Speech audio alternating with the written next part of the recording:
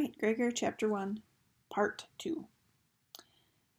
They hurried through the streets as fast as the icy sidewalks would let them. Fortunately, Lizzie's elementary school was only a couple of blocks away. She was small for her age. Delicate, his mom called her. "One good strong wind will blow you away," his grandma would say when she hugged Lizzie. And today Gregor wondered if she might be right. "You'll pick me up after school, right? You'll be here?" asked Lizzie at the door. "Of course," said Gregor. She gave him a reproachful look. He'd forgotten twice in the last month, and she'd had to sit in the office and wait for someone to come get her. "I'll be here!" Gregor plowed back into the wind with almost a sense of relief. Even if his teeth were chattering, at least he could have a few minutes without anybody interrupting him. Immediately his thoughts turned to the Underland and what might be happening there now, somewhere far beneath his feet. It was just a matter of time before Gregor would be called back down. He knew that.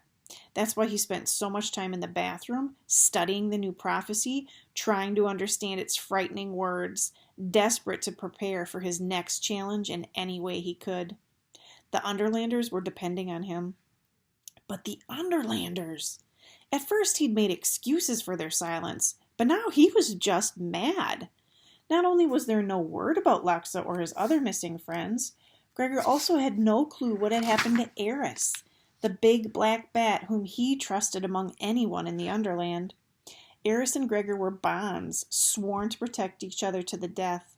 The journey to track down and kill the Bane had been dreadful, but if one good thing had come of it, it was that the relationship between Gregor and Eris had become unshakable. Unfortunately, Eris was an outcast among the humans and bats. He had let his first bond, Henry, fall to his death to save Gregor's life. Even though Henry was a traitor and Eris had done the right thing, the Underlanders hated him. They also blamed the bat for not killing the Bane, although technically that had been Gregor's job. Gregor had a bad feeling that wherever Eris was, he was suffering. As he pulled open the door to his school, Gregor tried to replace thoughts of the Underland with his math assignment. Every Friday they had a quiz first thing. Then there was half-court basketball in gym, some kind of sugar crystal experiment in science, and finally lunch. Gregor's stomach was always growling at least a full hour before he reached the cafeteria. Between the cold, trying to make the groceries stretch at home, and just growing, he was hungry all the time. He got free school lunch and he ate everything on his tray, even if he didn't like it. Fortunately, Friday was pizza day and he loved pizza. "Here, take mine," said his friend Angelina, plunking down her slice of pizza on his plate. "I'm too nervous to eat anyway." The school play opened that night and she had the lead part. "Want to run your lines again?" asked Gregor. Her script was in his hand in a flash. "Are you sure you don't mind? I come in right here." Like he didn't know, Gregor and their friend Larry had been running lines with Angelina every day for 6 weeks. Usually Gregor did it, though. The cold, dry winter air aggravated Larry's asthma, so reading out loud made him cough. He'd been in the hospital last week with a bad attack and was still looking kind of wiped out. "It doesn't matter. You won't remember a thing," said Larry, who was drawing something that looked like a fly's eyeball on his napkin. He didn't look up. "Don't say that," gasped Angelina. "You'll be rotten, just like you were in that last play," said Larry. "Yeah, we could barely sit through that," Gregor agreed.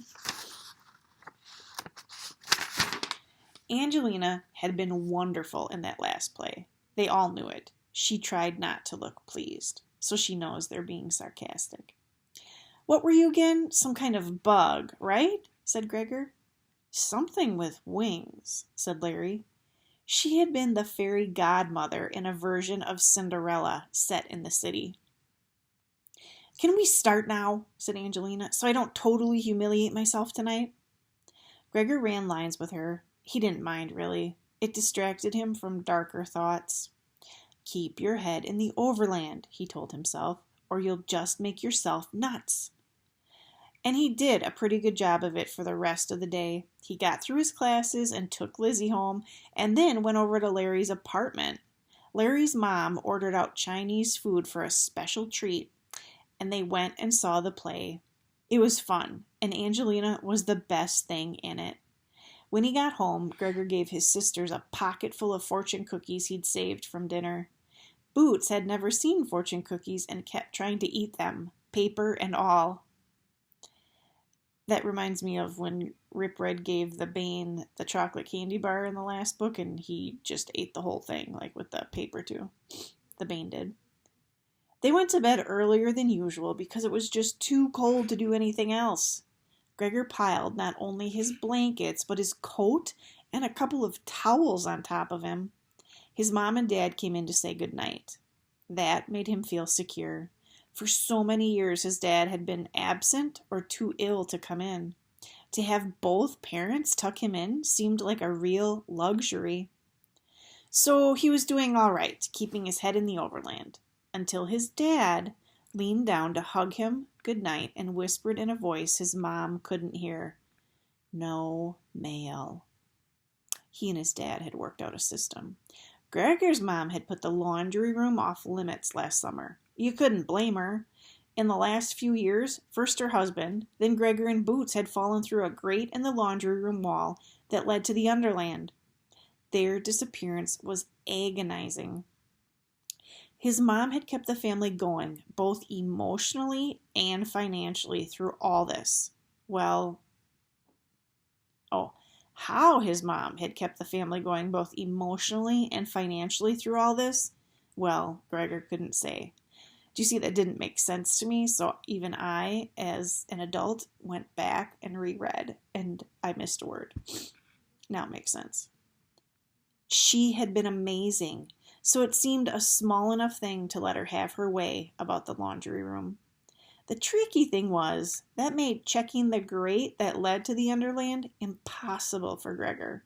But his dad knew how anxious he was for news of Luxa and the others. So once a day, he would make a brief visit to the laundry room and see if a message had been left for his son. They didn't tell his mom. She would have just been upset. It was different for her. She had never been to the underland. In her mind, everyone who lived there was somehow connected to the abduction of her husband and children. But Gregor and his dad both had friends down there. So there was no mail, no word again, no answers. Gregor stared into the dark for hours, and when he finally fell asleep, his dreams were troubled. He woke late the following morning and had to rush to get to Mrs. Carmacci's apartment by 10. He went over every Saturday to help her out. There had been times in the fall when Gregor had felt like she was making up work for him to do because she knew his family was hurting for money. But with the weather so bad, Mrs. Carmacci actually did need his help. The cold made her joints ache and she had trouble navigating the icy sidewalks. Gregor was glad he was really earning his money now. Today she had a big list of errands for him to run. The dry cleaners, the greengrocers, the bakery, the post office, and the hardware store. As always, she fed him first. "Did you eat?" she asked.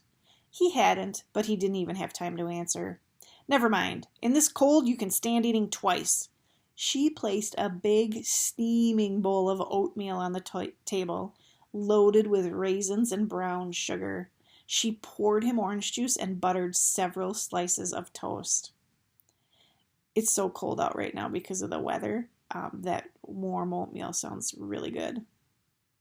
When he had finished, Gregor felt ready to face any weather, which was good, since it was 10 below, not even counting the wind chill factor. Following the list, he ran from place to place, grateful to have to wait in line so he had a chance to thaw out. After he had dropped his purchases on Mrs. Carmacci's kitchen table, he was rewarded with a large cup of hot chocolate. Then they both bundled back up to go to the two places where Gregor could not run her errands, the bank and the liquor store. Once they got outside, Mrs. Carmacci was on edge. She clung to Gregor's arm tightly as they confronted patches of ice, pedestrians half blinded by scarves, and swerving taxicabs. They had a chance to warm up at the bank since Mrs. Carmacci didn't trust automatic bank machines, and they had to wait in line for a teller. Then they went to the liquor store so she could pick out a bottle of red wine for her friend Eileen's birthday. But by the time they had made their way back home, Mrs. Carmacci's fingers were so numb that she dropped the wine in the hall outside her apartment just as Gregor got the door open. The bottle broke on the tile and the wine splattered all over the throw rug inside the entrance. "That's it, Eileen's getting candy," said Mrs. Carmacci. "I've got a nice box of chocolate creams, never been opened. Someone gave it to me for Christmas. I hope it wasn't Eileen." She made Gregor stand back while she cleaned up the glass, then gathered up the throw rug and handed it to him. "Come on, we better get this down to the laundry room before the stain sets." The laundry room. While she collected detergent and stain remover from the closet, Gregor tried to think of an excuse for why he couldn't accompany her. He could hardly say, "Oh, I can't go down there because my mom is afraid a giant rat will jump out and drag me miles underground and eat me." If you thought about it, there was almost no good reason a person couldn't go to the laundry room. So he went. Mrs. Carmacci sprayed the throw rug with stain remover and stuffed it in a washer. Her fingers, still stiff from the cold, fumbled as she picked the quarters from her change purse. She dropped one to the cement floor and it rolled across the room, clanking to a stop against the last dryer. Gregor went to retrieve it for her. As he bent down to get the coin, something caught his eye and he bumped his head into the side of the dryer. Gregor blinked to make sure he hadn't imagined it. He hadn't. There, wedged between the frame of the grate and the wall, was a scroll. So that's the end of chapter